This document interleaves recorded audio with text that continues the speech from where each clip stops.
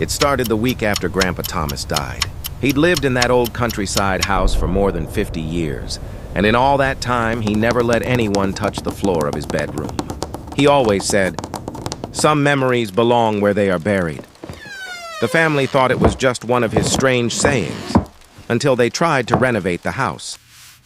When the carpenter removed the carpet, they found a square section of the wooden floor slightly darker than the rest. It wasn't nailed the same way either. The wood felt loose, almost hollow. Thomas's daughter, Emily, kneeled down, heart racing. She tapped the boards, thunk, thunk, clunk. That third sound came from something empty below. They pried it open. Inside was a small wooden chest, wrapped in a layer of thick dust and old cloth. It looked ancient, like something out of a war museum. Nobody spoke for a full minute. Finally, Emily whispered, "What could he have hidden all these years?" They lifted it out carefully and placed it on the bed.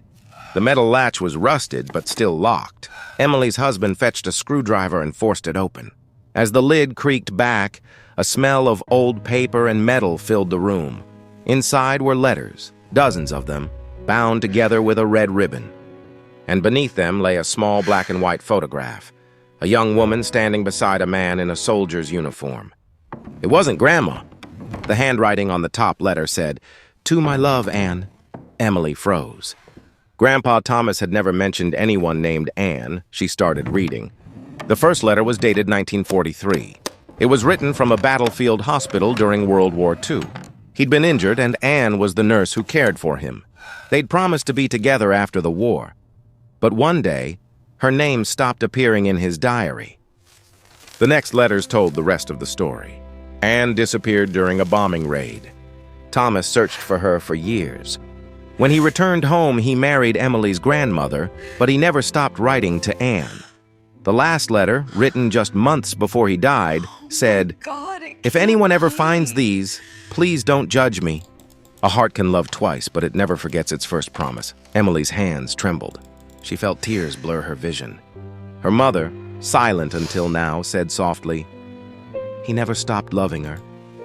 At the very bottom of the chest was a small velvet pouch. Inside it lay a golden ring, engraved with the initials T&A.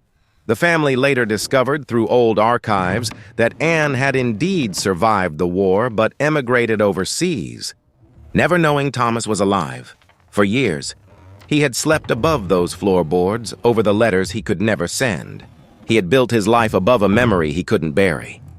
That night, the family decided not to move the chest again. They placed it back under the floor, this time with a note of their own. "We found your secret, Grandpa, and we understand." They sealed the boards, leaving the past where it belonged.